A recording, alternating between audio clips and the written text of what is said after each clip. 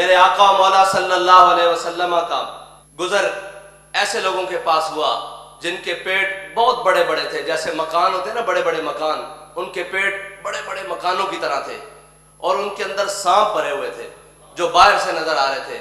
میرے آقا و مولا صلی اللہ علیہ وسلم نے فرمایا جبریل یہ کون لوگ ہیں؟ فرمایا حضور یہ آپ کی امت میں سے سود خور ہیں جو سود کو کھاتے ہیں۔ آپ مجھے بتائیں کہ جب پوری ریاست کا نظام سود کے اوپر چل رہا ہو اس میں کبھی برکت آ سکتی ہے؟ کتنی سخت وعید ہے۔ اللہ تعالیٰ نے فرمایا جو سود کھاتا ہے وہ اللہ اور اس کے رسول سے اعلان جنگ کرتا ہے۔ کیا ہم اللہ اور اس کے رسول سے اعلان جنگ کر کے کامیاب ہو سکتے ہیں؟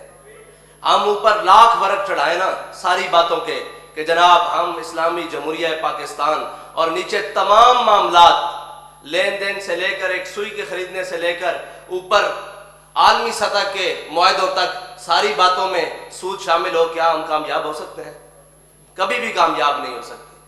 اور اگر وہ کہتے تھے کہ جی لوگ دنیا سود کا کاروبار کرتی ہے، ہمارے قائد فرماتے تھے کہ دنیا کے لیے وہ اصول نہیں ہے، قرآن ہمارے لیے اترا ہے، دنیا کے لیے نہیں اترا۔ دنیا اس پہ عمل کرے یا نہ کرے اس کے لیے اہم نہیں ہے، اگر ہم نے قرآن کو چھوڑا تو وہ معزز تھے زمانے میں مسلمان ہو کر، اور ہم خوار ہوئے تارک قرآن ہو کر۔ قرآن کو چھوڑ کر ہم یہ کہیں کہ ہماری معیشت نہیں چلتی، کیا معیشت درست ہو گئی ہے؟ کیا معیشت درست ہو جائے گی؟ کبھی بھی نہیں ہوگی۔ جب تک میرے آقا و مولا صلی اللہ علیہ وسلم کے فرمان پر عمل نہیں کیا جائے گا کبھی بھی معیشت درست نہیں ہو سکتی۔ ہاں وقتی طور پر کچھ ڈالر لے کر کچھ وقت تو گزارا جا سکتا ہے، لیکن پھر جب سود اپنا حساب لیتا ہے پھر یہ کہتے ہیں جی کہ IMF کے بھی مقروض ہو گئے ہیں۔ تو استاد صاحب نے فرمایا تھا ہم تمہیں ایک نسخہ بتاتے ہیں کہ آج سے اعلان کرو کہ ہم سود نہیں دیتے۔ حقیقت پیسے تب دیں گے جب ہمارے پاس ہوں گے۔ اس وقت ملک ہمارا خسارے میں ہے، بھاگ جاؤ ہم سود نہیں دیتے۔ فرمایا تھا اگر ہم سے مانگنے آئیں گے وہ پیسے کہ ہمیں دو تو ہم کہیں گے ان سے نکلواؤ جنہوں نے آپ سے پیسے لیے۔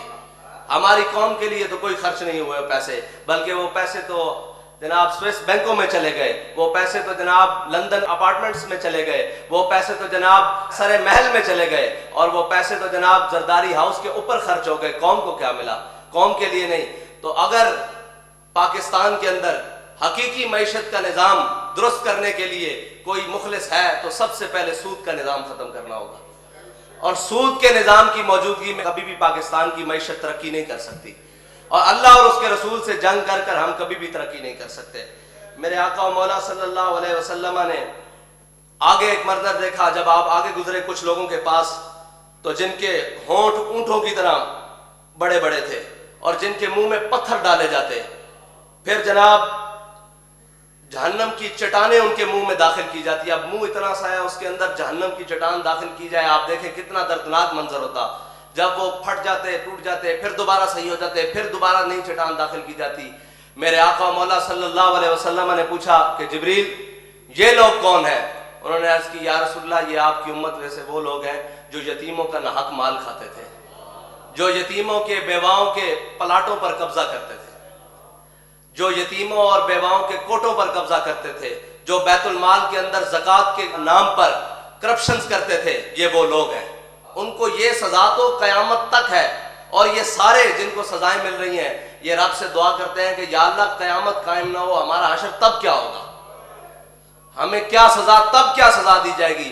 یہ منظر وہاں سے لے کر قیامت تک ہے، اور قیامت کے بعد انہیں دائمی جہنم ملے یا میرے آقا مولا صلی اللہ علیہ وسلم کی شفاعت ملے، یہ تو ایک بات کی بات ہے، لیکن اس دوران جو اللہ تعالیٰ نے عذاب مقرر کیا ہے اس کے اوپر میرے آقا مولا صلی اللہ علیہ وسلم جب معراج کے سفر سے واپسی آئے تو آ کر کہا کہ میں راتوں رات مسجد حرام سے بیت المقدس، پھر لامکان، پھر سارے معاملات۔